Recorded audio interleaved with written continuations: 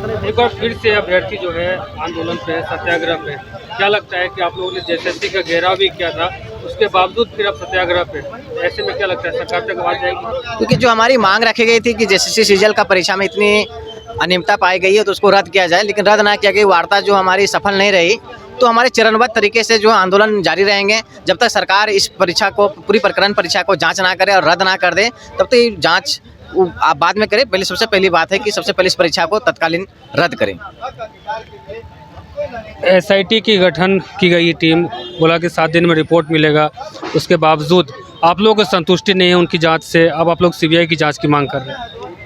जी बिल्कुल, हम लोग संतुष्ट नहीं है, क्योंकि जिस तरह से धांधली हो रही है और हर बार हो रही है, ये मतलब एक ये हो गया है कि हम लोग पढ़ेंगे फिर प्रोटेस्ट करेंगे तो ही एग्ज़ाम होगा, फिर प्रोटेस्ट करेंगे तो अगला चरण पे जाएंगे, फिर प्रोटेस्ट करेंगे तो फिर कुछ होगा, फिर पेपर लीक होगा, फिर उसके लिए प्रोटेस्ट करेंगे तो रद्द होगा, फिर से एग्ज़ाम होगा। तो ये सब चलता आ रहा है, तो इसलिए हम चाह रहे हैं कि सीबीआई जांच हो और बेहतरीन ढंग से इस चीज़ का खुलासा हो कि क्या हुआ है, नहीं हुआ है। और जाहिर है क्योंकि पेपर लीक तो हुआ ही है, तो पॉजिटिव रिजल्ट ही आएगा, तो हम चाहते हैं कि इस एग्ज़ाम को रद्द किया जाए और फिर से नई एजेंसी गठन किया जाए। क्योंकि पिछले बार ये हमारी मांग थी, जब पिछले बार जो सीजीएल का एग्ज़ाम जो 28 जनवरी को जब हुआ था, तो हम लोग ने मांग किया था कि नई एजेंसी अब आएगी और फिर एग्ज़ाम हमारा कंडक्ट करवाया जाएगा। लेकिन फिर वही एजेंसी रही, सरकार ने एजेंसी को नहीं बदला, तो हम लोग को पता था कि फिर तो ऐसे ही कुछ होने ही वाला है, और नहीं पता था कि इतनी बड़ी मात्रा में गड़बड़ी होगी, और फिर से गड़बड़ी हुई है।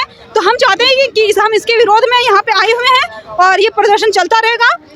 हर एक मतलब अलग अलग तरीके से करेंगे, लेकिन करेंगे। और सरकार से अनुरोध करती हूँ कि हमारी इस मांग को पूरा किया जाए और एग्ज़ाम को रद्द किया जाए और सीबीआई जाँच की जाए। छात्रों के पास क्या लगता है कि बस एकमात्र ऑप्शन जो है वो आंदोलन ही बच गया है? देखिए, झारखंड बने 24 साल हो गया। झारखंड का दुर्भाग्य रहा है कि यहाँ पर कोई भी चीज़ जो होता है वो बिना आंदोलन को नहीं मिलता है। आप देखेंगे कि पिछली बार जो 28 जनवरी की पेपर जो लीक हुई थी, जो झारखंड स्टेट स्टूडेंट यूनियन के बैनर तले में देखे हुए हैं कि जो हम लोग जेएसएससी का घेराव किए थे, और हम लोगों ने ये मांग रखा था कि जब तक आप आधिकारिक रूप से जेएसएससी की वेबसाइट पर आप जेएसएससी परीक्षा की पूरी प्रकरण को रद्द नहीं करते हैं, तब तक हम लोग नहीं जाएंगे। तो देखे हुए कि ऑन द स्पॉट हम लोग रिपोर्ट दिया गया था। एसआईटी का हम साक्षी बने हुए हैं, राज्यपाल महोदय से मिले, देखे हुए हैं कि जेएसएससी के अध्यक्ष को पदमुक्त भी होना पड़ा था, हम लोग पर एफआईआर भी हुआ। हम अपने बड़े चैनल बीबीसी न्यूज़ में भी अपने माध्यम से भी अपने झारखंड के छात्रों का दर्द भी दिखाने की कोशिश किया। आप लोगों ने भी अपने पूरे सारे प्रकरण को कवर करके दिखाए, तो देखे होंगे कि सरकार ने उस बात को मानी।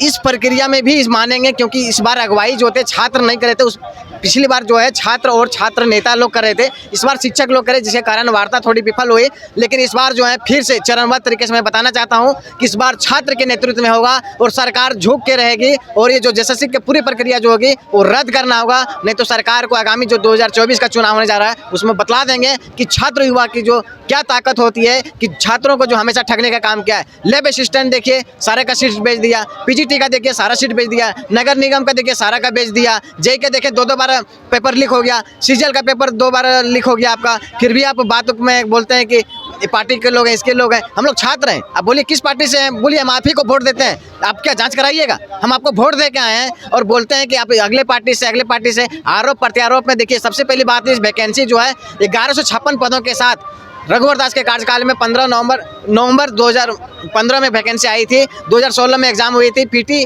होने के बाद रिजल्ट आए और मेंस होने से 8 दिन पहले पूर्व परीक्षा को स्थगित किया जाता है, और ये लंबी प्रक्रिया चलती रहती है। 19 संभावित तिथियों के बाद अंततः जो था 21 और 22 सितंबर को एग्जाम्स हुआ, जिसका देखे होंगे कि 2 दिन इंटरनेट बंद करके किस प्रकार से जो था कि क्वेश्चंस वायरल ना हो जाए, सबूत बाहर ना आ जाए, उस सबूत को रोकने के लिए इंटरनेट बंद करके रातों रात खेला किया गया, और जो भी पैसा 30 से 35 लाख में सारे पदों को बेचा गया। और एक चीज़ और है, देखिएगा कि क्वेश्चन का रिपीटेशन से देखिएगा, रीजनिंग जो होता है 2017 में जो एसएससी जो एग्जाम कंडक्ट करवाती है, केंद्रीय लेवल का जो एग्जाम्स होता है, उसका 17 क्वेश्चन रीजनिंग से हूबहू 20 क्वेश्चन में 17 क्वेश्चन से वही के वही दे दिया गया।